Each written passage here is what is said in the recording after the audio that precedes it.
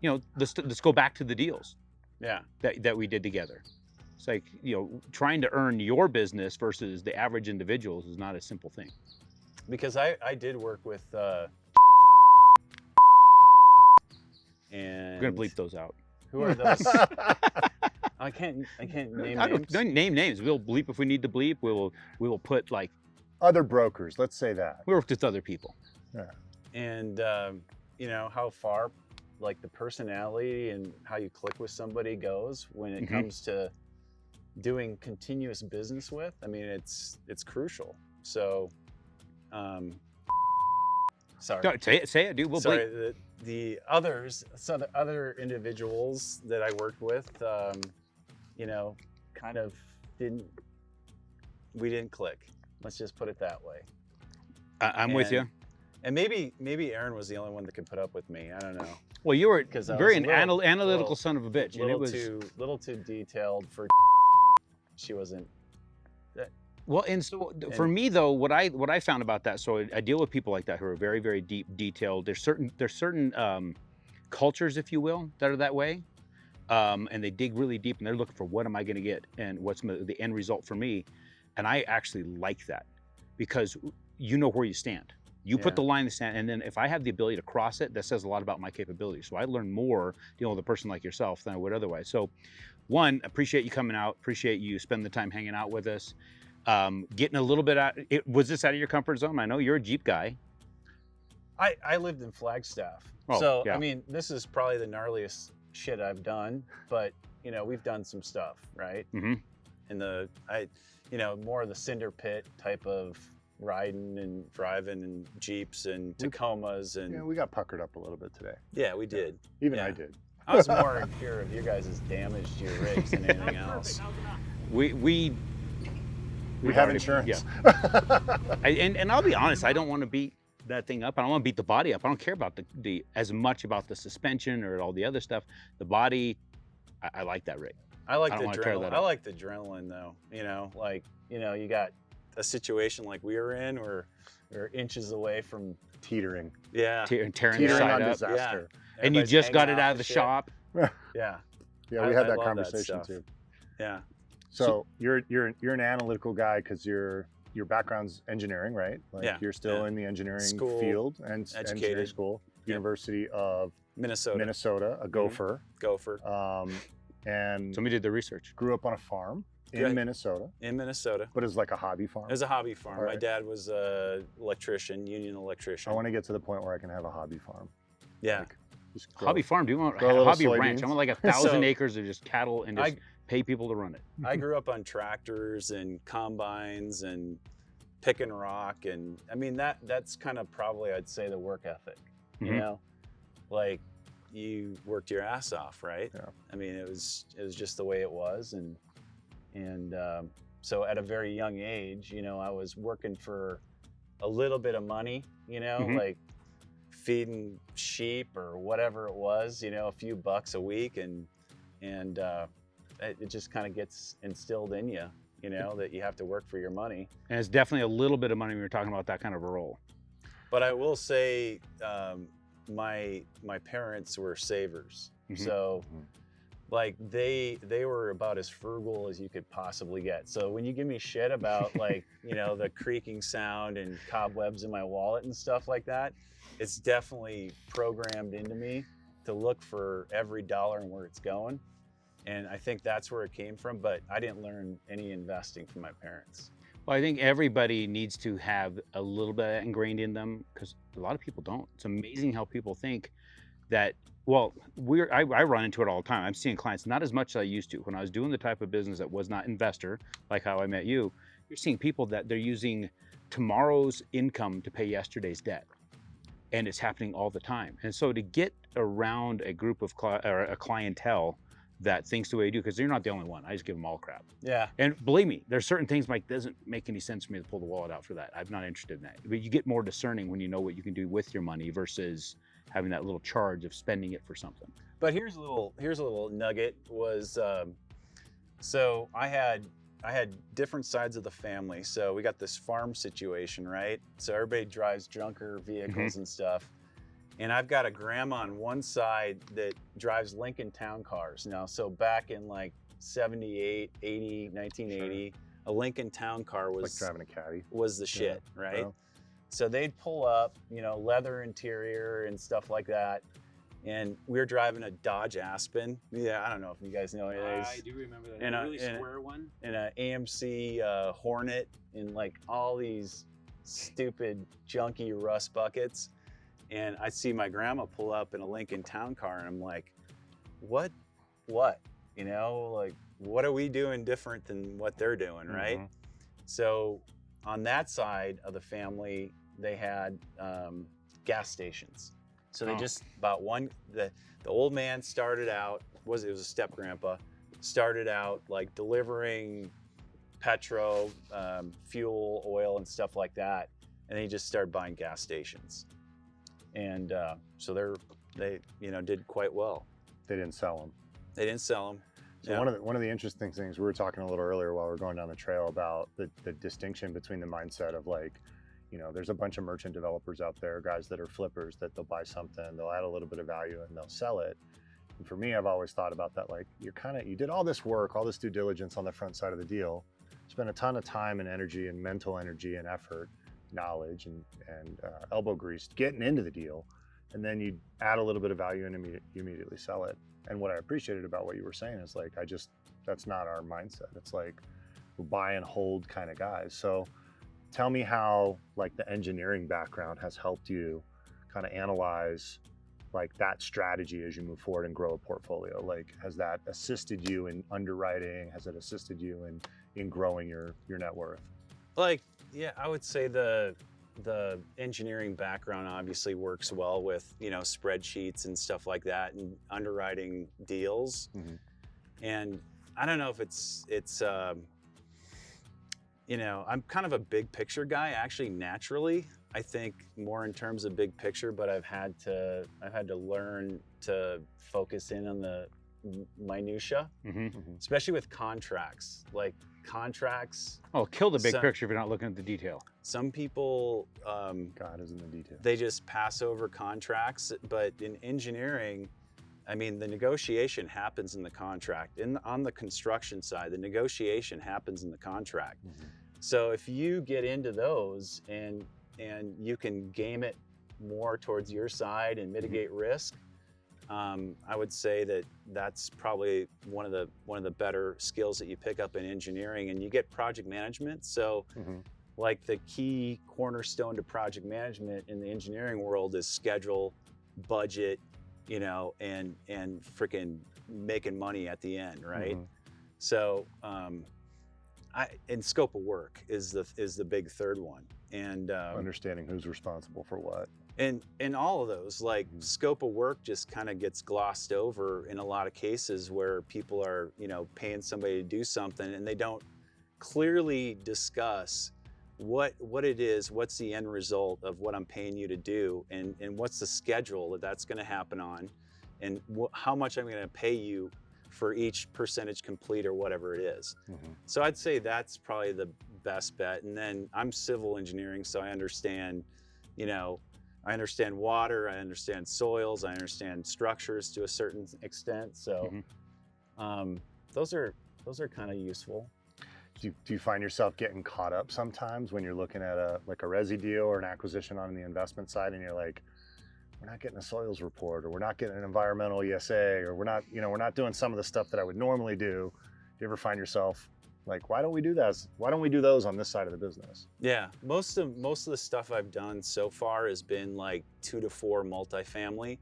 So there isn't a lot of that environmental, there isn't a lot of that front end stuff, because I mean, you can do a title search and kind of figure out if You know, You've got risk there that you need you've to got further. a property on a former gas station location and the tanks weren't removed or something like that. But on the bigger deals, you definitely have to get into the environmental reports, and I mean that's part of the due diligence, you know, to determine whether or not you're going to continue with the deal. How do you feel about the bigger deals versus the smaller deals? I'm just getting into the bigger ones, actually. It's gotta be. I mean, right now it's probably a little more exciting than the littler ones, just as you get into it, the right? numbers are bigger. You know, the numbers are definitely bigger. The mistakes, you know, that you make are probably have a larger impact. Like if you're on a single family home, you make a mistake, you know, it's probably easily recoverable. In the few thousands versus hundreds of thousands. thousands. Add multiple zeros. Right. So you know, some people say don't do any single family or don't do any small stuff before you go big. Just go big, like Grant Cardone. Like, you know, go buy, you know, 300 units out of the gates. And I would say, you know, learn your lessons on the small stuff. I mean, learn your lessons on working with property managers. I mean, there's a whole class to learn on how to manage the managers, right? How to manage the managers and manage the brokers and manage, you know, your vendor list and the people, your professional set of partners, and we view them as partners. Like those people have a job to do, and you need to know what that job is. You need to be as skilled enough to be able to understand if they're performing or not. So I think a key point, though, that you guys are kind of bringing up is the velocity of money, which as business owners, you're so highly focused on the velocity of money, right? Like turn it over, getting the next one, make your return, and do as many of those as you can in a year. And the buy and hold strategy is kind of like, you know, boring, you know, but you don't have all the commissions and you don't have all the transaction fees and you don't have all that stuff if you just find good stuff and hold it, you know? Well, I'm certainly a fan of the buy and hold strategy to an extent. The one thing I'd say about, you know, like the distinction between doing a smaller deal and a bigger deal is, at least when you start to get into the commercial stuff, it's just as hard to do a 40-acre door or a 40-door acquisition on the multifamily side as it is to do a 400-door. Yeah, you know, and the time and energy, and that's where the scale kind of comes into the business. Where, you know, we learned early on our side, and we were dealing in, you know, retail and shopping centers and some of the other stuff where it's like, you know, we can either do a 25,000 square foot center, or we can do a 250,000 square foot center. Right. Same amount of time, same amount of energy, same amount of due diligence, but the potential reward and the payoff is significantly greater. Right. So I agree with you. You do. I don't think anybody should just dive head first into really anything, but like learn your lessons on some of the smaller stuff, cut your teeth, they say, and then leverage up. And the whole, like, taking on investors and investing other people's money is a whole nother level. That was a tough one, I think, for me to wrap my head around. Like, it's one thing for me to give it to somebody. It's like, I trust them to get it done. I know these guys. But it's a whole other thing if I was the one accepting it. Yeah. How does that feel to get to now know that you're committing yourself to other people and knowing that they're counting on that to work out? Yeah, you definitely. I feel like I take bigger risks on my own stuff, right? I'm more, you know, probably more risk adverse with investing other people's money for sure. And want to see greater margins and want to see more room for error, you know, as opposed to doing my own stuff. You know I can micromanage something no matter how it's going sideways and make it work just by like super hyper focus on schedule, super hyper focus on income, nail those expenses, and just if I have to, I can step in and like mitigate expenses just by doing things myself. If I'm in state, let's say. So it's just a whole nother ball game for me, like using other people's money. I don't know if that was a question, but I mean that's part of the larger game. You have to start using other people's money in most cases, you know. So I feel like it kind of goes like this, you know. You get, at least for us, it's like you kind of get into it and then you get good at it, and people are like, wow, you're really good at what you're doing. You've got a track record. You've got some, we call them tombstones. You got all these deals you've done, and You can show people IRR and all these other things, and people want to invest with you. And it gets a little easier over time, but I never worry about my money, but I do worry about my investors' money. It's not like a deal would never keep me up because of my investment, because I think I'm good enough to go out and replicate it. But I'm very, very, very sensitive to taking on the commitment from someone else and the responsibility for someone else's money.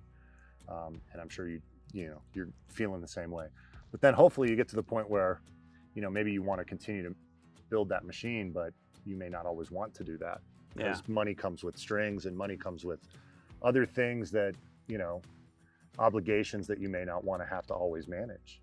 So you get to the point where it's like, we want to put our own money back into work and back into deals, and who's better at that than hopefully you feel pretty confident in yourself, right? So you're going to start to have to find ways to put your own money to work, and you'll need a little less investor capital over time, Right. if that's your model. Now, some people go the exact opposite way, and they sideline all their money. But if I'm asking someone to put money into a deal, I'm always in the deal. We're always in the deal first. I mean, if I look at most of my coworkers, some in the engineering, construction engineering, I would say most 98% of people just put money into the pension and into the 401k, and they pay no attention to it whatsoever. So, most of their effort and their brain power and everything is focused on their job. And I don't know, I brought up a few times to John and to you and stuff, like I was on a fast track at one of the consulting firms I was working at in 2009, and I was making my way up, and I wanted to be president, and I wanted to own my group in the region and everything. And I saw the guys getting laid off around me, and I kind of said, well, they can't make it without me. I had this, because I was all the client interface and stuff. The clients know me; they don't know anybody else in this company. So if they remove me, there's nobody to, they're going to lose that client, and that's too much risk. So I was wrong. In 2009, I got laid off, and that's basically when I got infused with cash, and I had a lot of time on my hands, and that's kind of how I got into investment real estate. And at that point, I decided that I never, ever, ever want somebody else to be in control of my destiny, ever again. And that was a major shift, because before that, it was all about, how can I climb the corporate ladder, and how can I impress those people around me so that I can, make it up higher and higher and get paid more, and they can, bless me and say, here's more money for all the work you're doing. And so all my energy went into that. And then I realized how futile it was after I got laid off in 2009. And I'm like, there's no loyalty,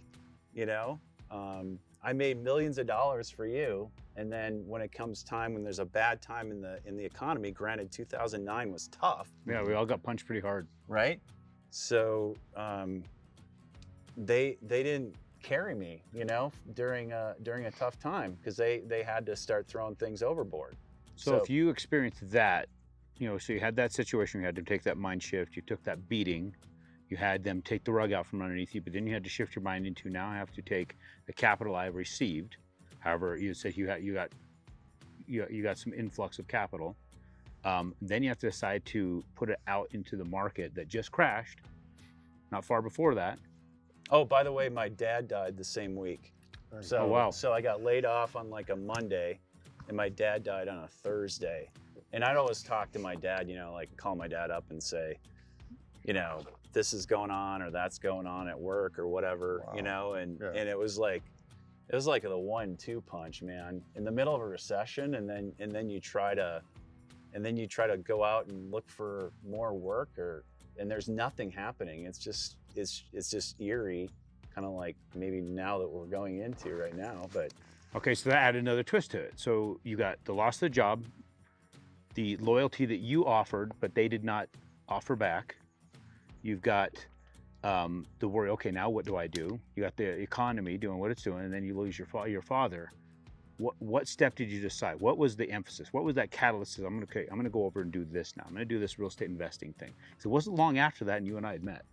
We'd met, via phone, but we met. I always was interested in, I was already buying real estate. So I was, on my second property, I just buy something, live there, Okay. and I'd keep it and rent it out, and then I'd go on to the next one and live there and then rent it out. And so I was already kind of sold on real estate as an investment. And then this happened, and I got this cash infusion because I, invested heavily in the company. They got bought out 3-for-1, and as part of my exit, they had to pay me out. So it turned out really well because it infused with cash. At the same time, I had a lot of time on my hands. At the same time, real estate's at an all-time low. Mm-hmm. So it's kind of like a no-brainer. And Yeah. then I go into a bank to get a loan, and the guy's like, I don't care how much you make, just have a W-2. The banker told me this, and he's like, go get any job, it doesn't matter what, just so you have a W-2. You got the cash, I can see that. But you need a W-2. So I, went and got, solar was big. So I started developing, solar projects at that time, and just got my W-2 and started buying more multifamily, and my stuff at that point was like 2 to 4, duplexes and quads and tris, and and then we were going out of state, and we were going to St. Louis, and we were going to Indianapolis, and buying in all sorts of different places, because I'm like, I don't know what's going to work. I don't know what it's like to own property in other states. I'm gonna try a bunch of different locations, and I can figure it out if it doesn't work out precisely right. Well, especially when you're talking about the price points you're talking about. Yeah. St. Louis was what, 50, 60 grand at the time. You're getting multi-unit, 2 to 3 unit A buildings. fourplex was 90 grand. Yeah. All brick construction. All brick construction. You know what I'm talking about. Pretty good basis. Yeah. Yeah, the appraisals would come in though, but those appraisals were something. The pre-rehab appraisals, we'd pass those around because the pictures of the graffiti inside the buildings was crazy. Yeah. I had before they Before they rehabbed it, because I want to see it beforehand and after, because everybody's pushing to try and get everything moved as quick as they could, because if you can move it fast, you can make a lot of profit back then, because everybody's trying to buy the property, tons of properties, because it was so dang cheap. And then I bought the new builds in Indy, the Remember duplexes, and then the multifamily in Atlanta. So we just bought a bunch of Atlanta fourplexes. And shortly and after that, you triplexes. bought your house in Carlsbad. Yeah, that was after getting married. Yeah, that was an interesting call. Yeah. Where you talked with somebody else, decided that they, I don't remember what happened. All I remember is you called me up, say, hey, do you do? My lender fell on his face. That's what happened. Promised a bunch, and then week of, or what was it? Yeah, it was the week of. It was nuts. We had to pull off a Hail Mary, get him in his home in Carlsbad, and we had to pull it off in like less than 8. I think it was 4 or 5 business days. It was well, the start of it was like I called you and said this is going down, and this lender is falling on his face, and the seller at that point was basically pulling out of the deal, saying. Well, he couldn't wait to get out because the appraisal came in extremely high. Right. Yeah, came in at like, 75,000 more than we had it under contract. So he was trying to get out of the deal, and then Aaron, I remember you didn't have your license yet in California, so I would have probably gone with you in the first place, and then this other guy fell on his face, and so I had just happened. My license came through. His license that same came week. through, and I called him up, and we just fucking scrambled, man. It was like we dropped everything to get it done. Ellen just pulled everything together. I went down and delivered it to the underwriter. That was back before I had underwriters on staff. Yeah. And we squeaked it right into closing, and that dude was pissed. This was seller, on the phone, this seller, just bitching at everybody. He's a hothead motocross. Like, I'm not going to name names, but yeah, he went by the nickname Hollywood. So if he ever watches this, anybody that self-titles himself Hollywood, but like king anything. Yeah, exactly. So there's a little bit of attitude there, but anyway, we get that was an amazing transaction, getting it done in like 2-3 weeks, whatever, to save the Short day. window, got him done, got that done. But that was, I think that was probably, we'd already done a lot of business. That kind of really solidified the relationship that we had at that point. I had to kick him out of the house. I put my big shit kicking boots on. I went over there. I'm like, this is enough, dude. You're out of the house. Yeah. I'm ready. That was an adventure. Enough of contracts and acting nice. And the only thing that we have yet to actually see happen, there was an agreement that we had, and his wife actually agreed to it too, that I would have a mosaic of me above the fireplace. Yeah. Did you demolish the fireplace to make sure I didn't get it? You need to get one of those another one of the paintings done with this. Oh yeah, the Lord Chapman painting. Lord Chapman. Or the not self-titled, sitting here like Confucius, like there we go, with the beard down and a little bit of that philosophy type of a thought. Yeah. Exactly. That's something. How do I get Derek's deal done? So we ask everybody on every deal. Maybe you actually even gave us this already. Yeah, you might have already answered. You may have already answered it, but I'm gonna throw it out there. You can tell us for sure that's what it is. That what is the absolute? We call it the best worst. So what is the absolute worst thing that ever happened, and it becoming the absolute best thing that could have happened? I would say that scenario where I had the 1-2 punch at the same time, because that shifted my whole focus from, work hard for a corporation and work your way up, and they'll reward you at some point, and kind of realizing that was kind of a fallacy, I guess. Mm-hmm. Don't climb the ladder, own the ladder. Yeah.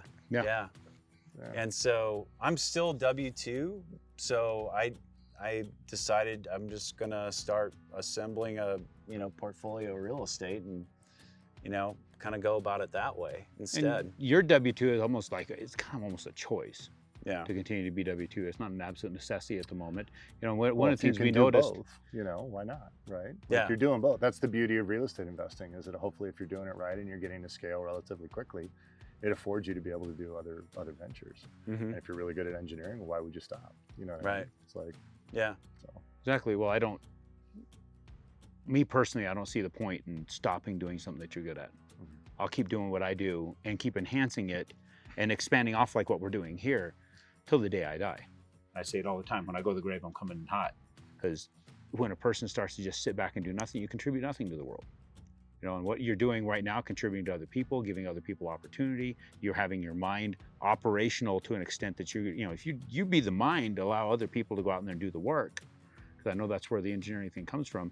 You're providing for other people. As long as you can keep that mindset, there's no reason why you won't be successful in what you do. Like right now, I'm on a $2 billion, light rail project in San Diego. So it's like my legacy project. There's new viaducts going up across I-5, and all this stuff. I've had blood, sweat, and tears. You've been at that for a few years. Oh, since 2011. So that's kind of like my project, mm-hmm. Right? So you finish that out, and every time you drive around there with your kids and grandkids, hopefully someday you can take them on it. Go say that's my last project. I built that. Right. Yeah. They're like, really? Because it's full of homeless people and it stinks. It stinks. Yeah. Well, you may not realize it now, but what you're doing right now is going to help other people too. I mean, like sharing information will add to your legacy. I mean, what we're doing today, just sharing the stories of guys like you who have created a work ethic, who, like we talk about, the secret to life is there is no secret. It's a lot of hard work. Yeah. So thank you for doing what you're doing. Yeah. We appreciate it. Yeah. And letting people know that that little obstacle, that really, really ugly day, that ugly week, and something especially the death of your father who you relied upon, now you got to rely on yourself. It's possible to be able to step above wherever you felt you were at and continue to move forward. It's awesome. Sign of good parenting is you were ready for it. Yeah.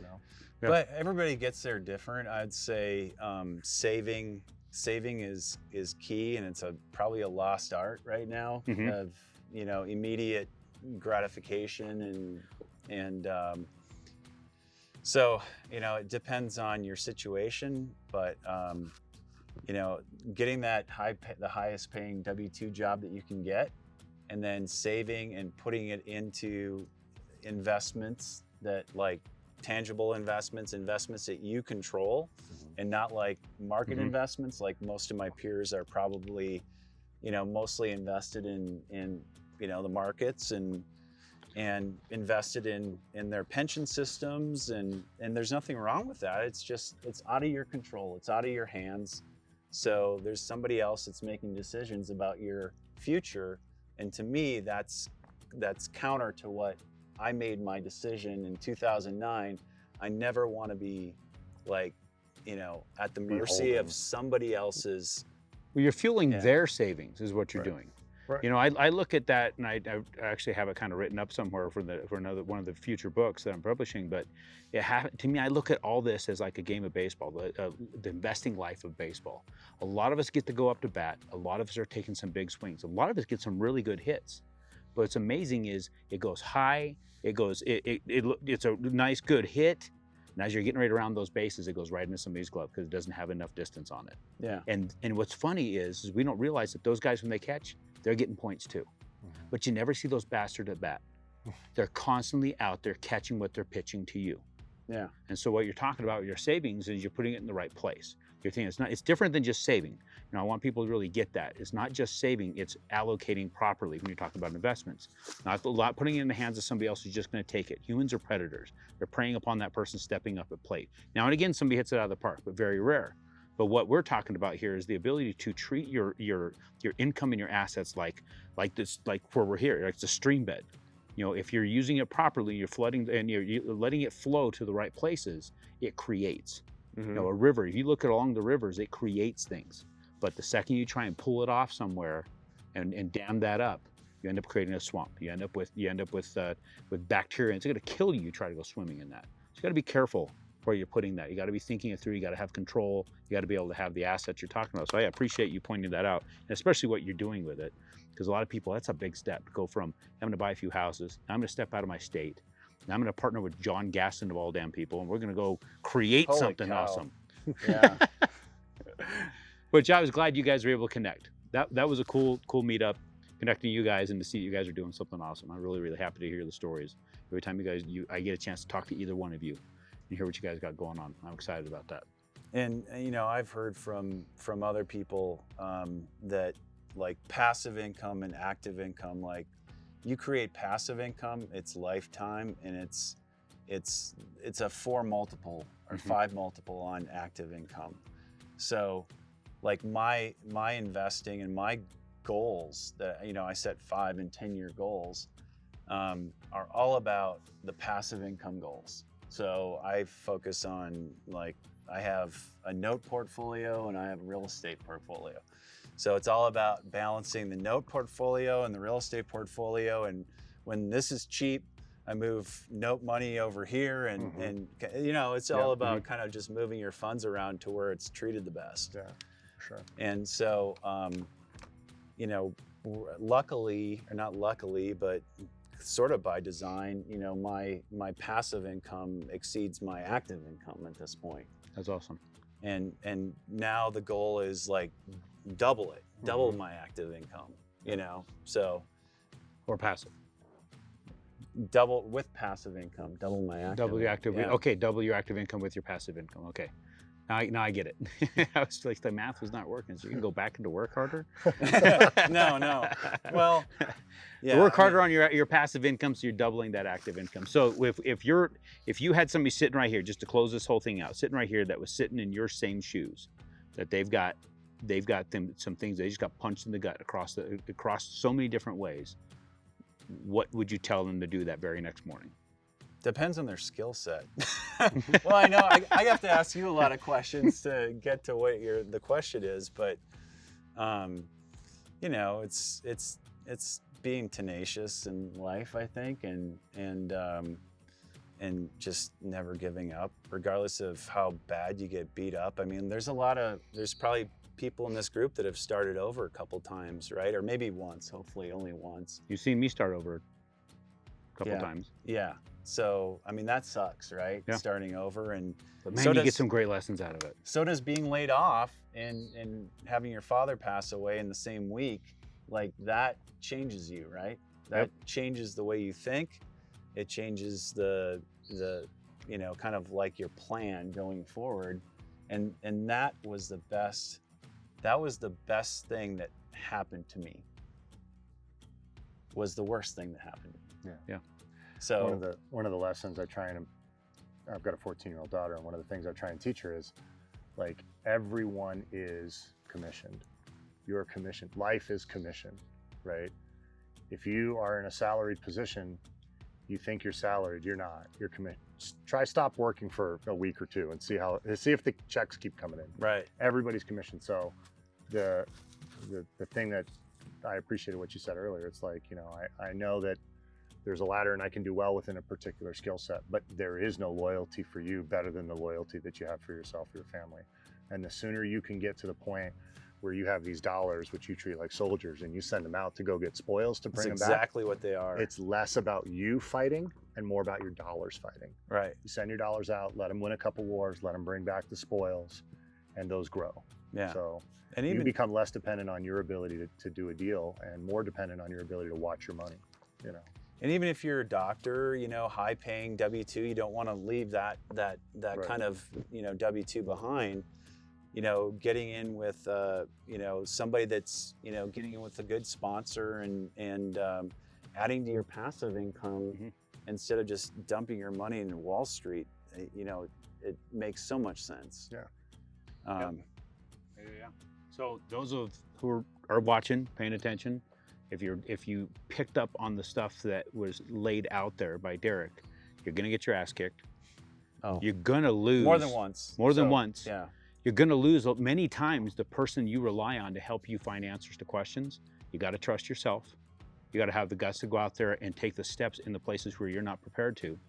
And then being willing to allocate resources, precious resources, to something that you believe in. And then you guys got to quit jerking off and get out there and get it done. So thanks, brother. You're I welcome. sincerely appreciate you coming along. Thank Appreciate you for it. the Insightful. It's We been like quite a treat today. it. Yeah. And Glad you last enjoyed couple it. days, yeah. For sure. Right on, man. All right. Well, thank you. Thanks.